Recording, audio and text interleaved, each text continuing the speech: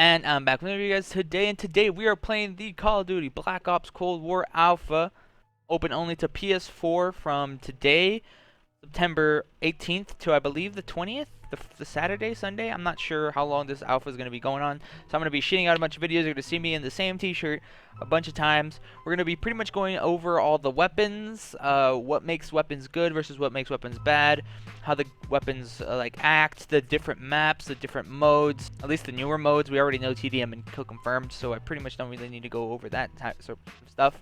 But the first match we're going to be playing is Satellite. I believe Satellite was one of the maps that was super highlighted when it came to the multiplayer reveal trailers and gameplay that came out. So we're going to go ahead and play on this map. Unfortunately, we don't have any game audio. I don't know why. Elgato is just not letting me run audio. So, I mean, it's not that big of a deal. For some reason, I spawned in. Oh, okay, good. For some reason, I couldn't hold my gun. One big thing that Cold War is really cool for is all the cool new weapons and stuff like that. I mean, it's not really new weapons, but the new mechanics.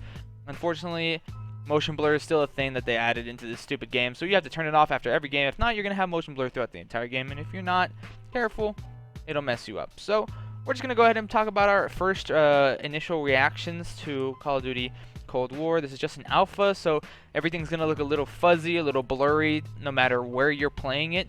And right now, since it's only home to PS4, we obviously can't have like the max resolutions on PC or the PS5 or Xbox One Series X. So for a PS4 game, it looks really awesome. It looks pretty much like Call of Duty Modern Warfare, to be completely honest. It looks exactly the same, but it plays and feels way different. As you can see, there's like health bars have returned from Call of Duty Black Ops 4. Obviously, they're not more statistical. They're more just like health bar related. They don't really have like the four or five individual little bars that they would have when it came to Call of Duty Black Ops 4. But it's pretty cool. Right now we're just using a regular XM4. This is the first assault rifle we are allowed to play with. There is no level progression in the alpha, but I'm pretty sure that they're going to go ahead and test it when it comes to the beta come October 8th, so it's pretty cool.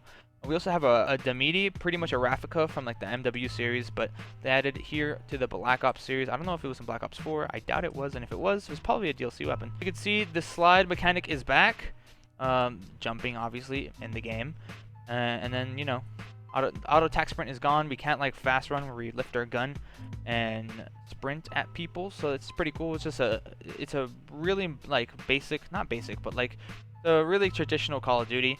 There's not any like attack sprinting and stuff like that. Two different types of ways to run. There's just the normal sprint that you're allowed to do throughout the map.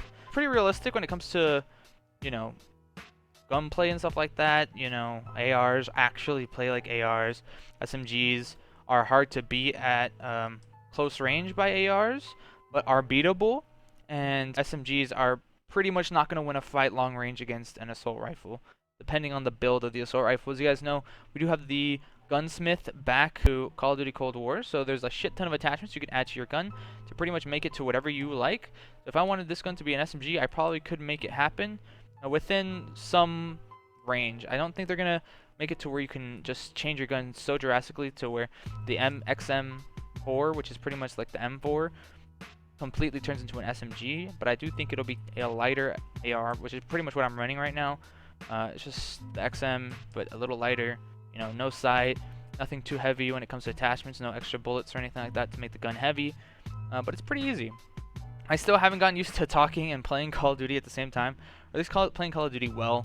I'm probably going to get shit on these next couple matches, but later on I'm just going to be playing the different maps. As you guys are already seeing Satellite, I will be going into depth. I'll take off my face cam so I can really show you how the maps all look and play, as well as what guns you probably want to be using on this map compared to other maps. Surprisingly, Cold War has a lot of different variations to the map design.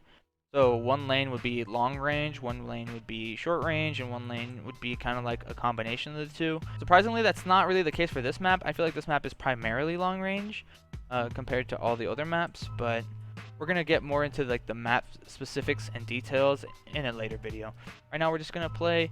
As you guys know, score streaks are returning, and you actually keep your score streaks after you die, which is kind of weird for some people. Obviously, you know, those who are going for massive kill streaks will be rewarded if you get, you know, string a couple kills together a lot quicker than if you were to just die and die and die and die. You might get your first score streak out of the 3 that you're able to choose from.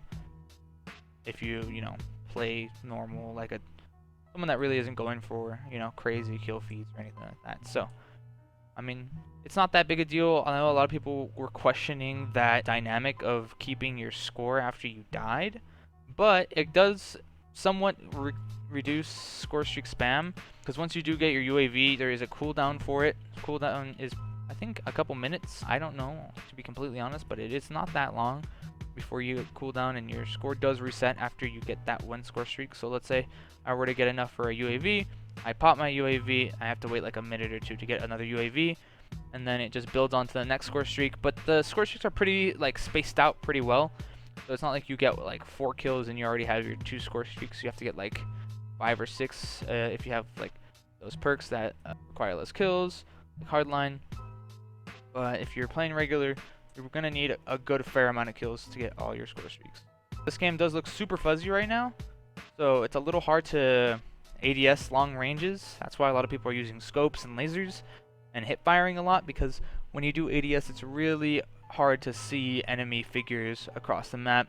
It's super fuzzy. It's not well optimized yet, but I would not worry about that in the coming beta.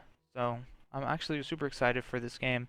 The nades, I don't really like them, and if they're gonna stay like they are, I'm probably gonna make it to where I can throw my nades super quick, because if you can sell, you pull the pin with your mouth and then you throw it. So it's a little slow when it comes to that. Other than that, this game's really awesome. If you guys get a chance to play it, it's free. You don't have to pre-order the game to get the free open alpha. If you're on PlayStation, no PlayStation Plus required. Go enjoy. Tell me what you guys think. I'm going to be posting a shit ton of videos on the alpha, and then when the beta drops, I'll be posting a shit ton of videos on that as well. Thank you all so much for watching. I'll catch you guys in the next one.